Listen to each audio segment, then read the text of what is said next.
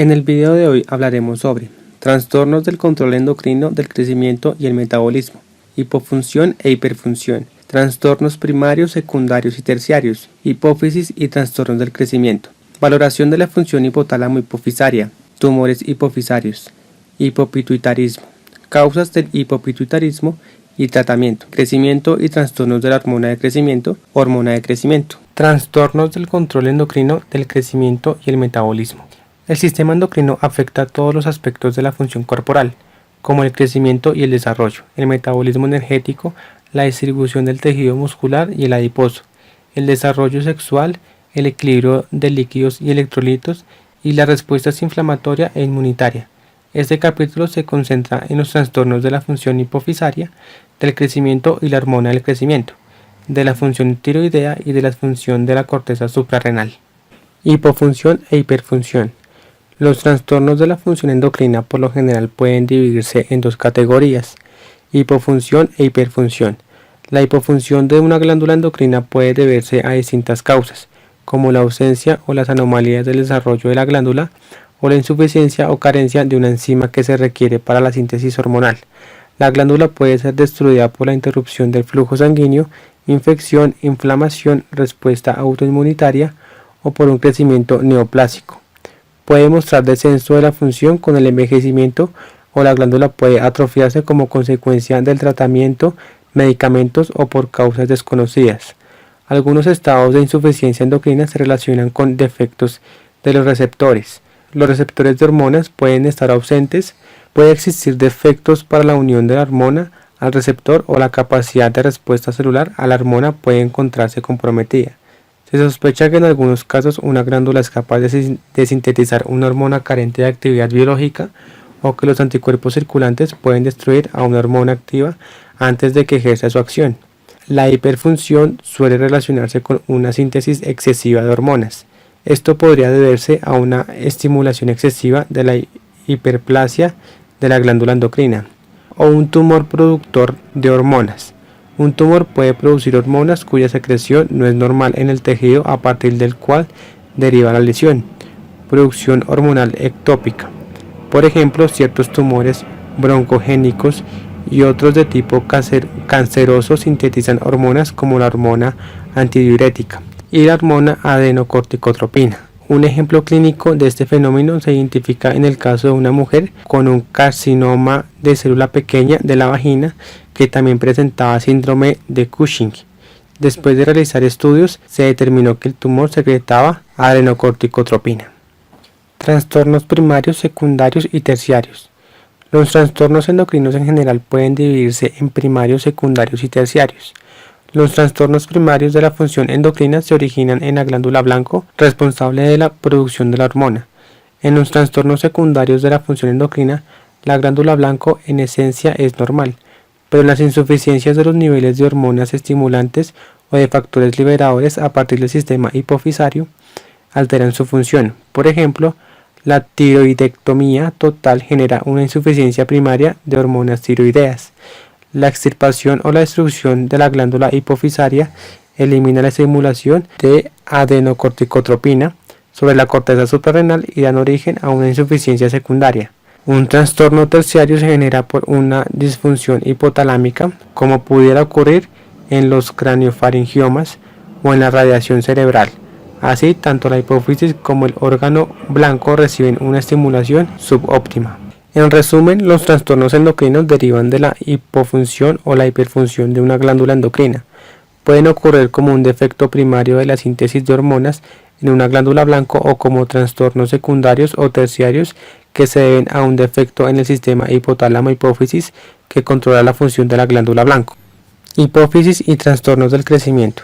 La glándula hipófisis o pituitaria tiene el tamaño de un chícharo y se ubica en la base del cerebro, donde se aloja en la depresión con forma de silla de montar en el hueso esfenoides que se denomina silla turca. Un tallo corto con forma de embudo, el infundíbulo conecta la glándula hipófisis con el hipotálamo. La glándula hipófisis cuenta con dos componentes, un lóbulo posterior, neurohipófisis o componente neural, y un lóbulo anterior, adenohipófisis o componente glandular.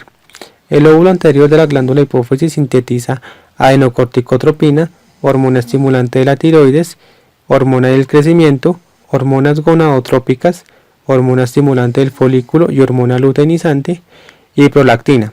4 de ellas: adenocorticotropina, hormona estimulante de la tiroides, hormona luteinizante y hormona estimulante del folículo, controlan la secreción de hormonas a partir de otras glándulas endocrinas. La adenocorticotropina controla la liberación de cortisol a partir de la glándula suprarrenal. La hormona estimulante de la tiroides controla la secreción de hormonas tiroideas a partir de la glándula tiroides. La hormona luteinizante regula las hormonas sexuales y la hormona estimulante del folículo regula la fertilidad. Valoración de la función hipotálamo-hipofisaria. La valoración de la función hipotálamo-hipófisis ha sido posible gracias al desarrollo de muchas técnicas nuevas de imagenología y radioinmunoensayos. La valoración de la condición basal de las hormonas de las células blanco hipotálamo-hipofisarias implica la condición de las sustancias siguientes. De manera idónea, los especímenes de laboratorio deben obtenerse antes de las 8 de la mañana. Cortisol sérico, prolactina sérica, tiroxina y hormona estimulante de la tiroides séricas, testosterona sérica en varón o estrógenos séricos en mujeres, y hormona luteinizante, hormona estimulante del folículo séricas.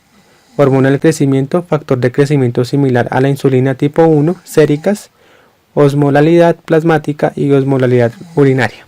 Los estudios de imagenología, por ejemplo, imágenes de resonancia magnética nuclear del hipotálamo y la hipófisis, también deben realizarse según se requiera. Cuando se precisa información adicional relativa a la función hipofisaria, se solicitan pruebas combinadas de función del hipotálamo hipófisis. Estas pruebas consisten, ante todo, de pruebas de estimulación hormonal, por ejemplo, prueba rápida de estimulación con adenocorticotropina, o pruebas de supresión, por ejemplo, pruebas de supresión de hormona del crecimiento. Suelen ser importantes analizar la función hipofisaria, en particular si se descubren adenomas hipofisarios y se considera recurrir a la cirugía o a la radioterapia. Las técnicas diagnósticas incluyen tanto pruebas estáticas como dinámicas, así como una valoración radiológica según se requiera.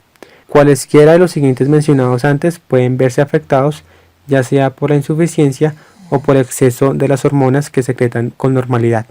Tumores hipofisarios. Los tumores hipofisarios pueden dividirse en primarios y secundarios, es decir, lesiones metastásicas. Los tumores de la hipófisis pueden clasificarse además como tumores funcionales que secretan hormonas hipofisarias y tumores no funcionales que no secretan hormonas. Pueden variar en tamaño desde lesiones pequeñas que no aumentan el tamaño de la glándula, microadenomas menores a 10 milímetros, hasta tumores grandes y expansivos, macroadenomas mayor a 10 milímetros, que erosionan la silla turca y ejercen presión sobre las estructuras craneales circundantes. Los tumores pequeños no funcionales se clasifican hasta en el 20% de las autopsias de adultos. Los adenomas benignos constituyen la mayor parte de los tumores funcionales del lóbulo anterior de la hipófisis. Los carcinomas hipofisarios son menos comunes. Los adenomas funcionales pueden dividirse de acuerdo con el tipo celular y el tipo de hormona secretada. Tabla 49.1. Hipopituitarismo.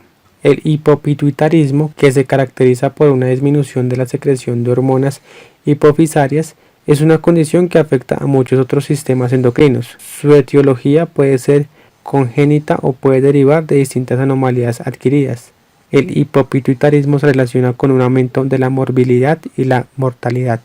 Causas del hipopituitarismo: tumores y lesiones con efectos de masa, adenomas hipofisarios, quistes, cáncer metastásico y otras lesiones, cirugía o radiación hipofisaria, lesiones infiltrativas e infecciones, hemocromatosis, hipofisitis linfocítica, infarto hipofisario, infarto de las glándulas hipófisis tras una pérdida hemática sustancial durante el parto, síndrome de Sheehan, apoplejía hipofisaria, hemorragia súbita en la glándula hipófisis, trastornos genéticos, defectos congénitos infrecuentes que afectan a una o más hormonas hipofisarias, síndrome de silla turca vacía, aumento del volumen de la silla turca que no se encuentra ocupada del todo por tejido hipofisario, trastornos hipotalámicos, tumores y lesiones con efectos de masa, por ejemplo, craneofaringiomas y neoplasias metastásicas, radiación hipotalámica, lesiones infiltrativas, por ejemplo,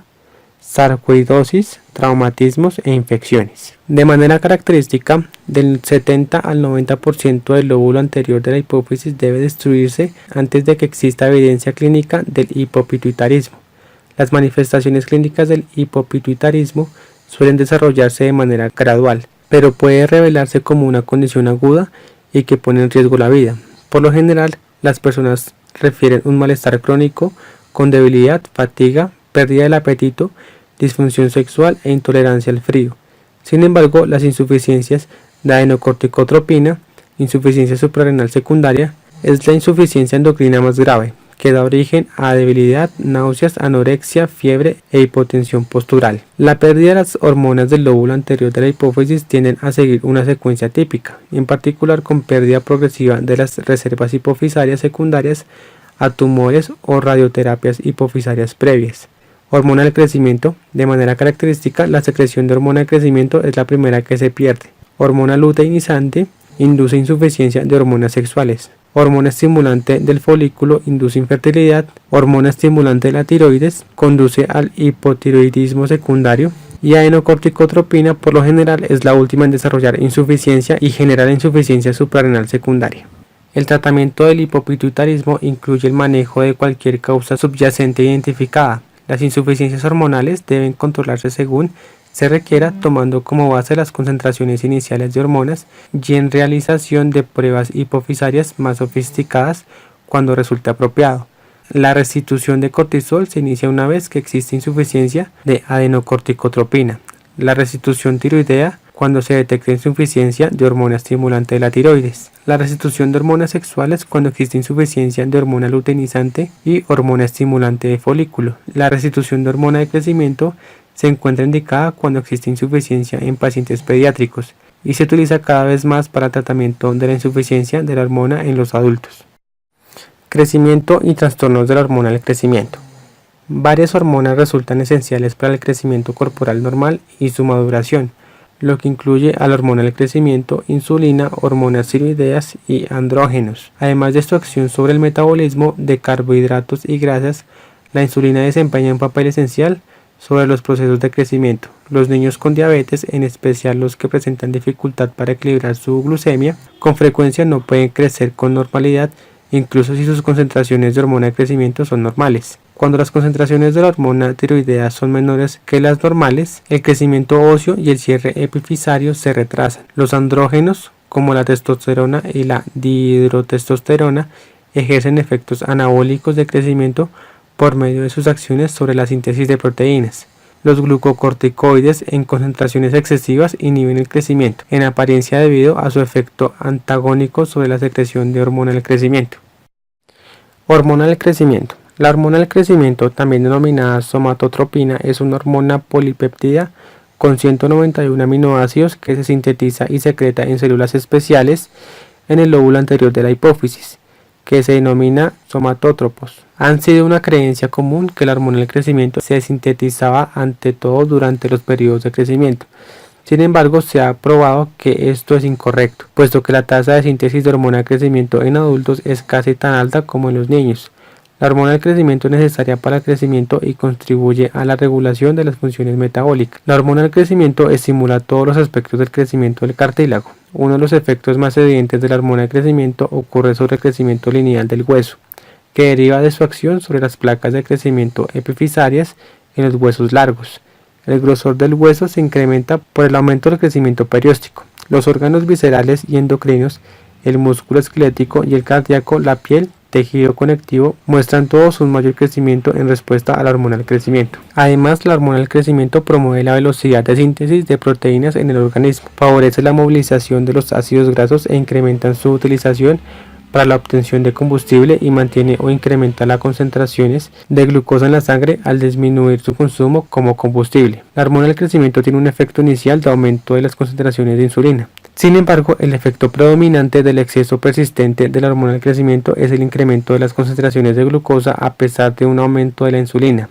Esto se debe a que la hormona del crecimiento induce resistencia a la insulina en los tejidos periféricos, lo que inhibe la captación de glucosa en los tejidos muscular y adiposo. Muchos efectos de la hormona del crecimiento dependen de los factores de crecimiento similares a la insulina.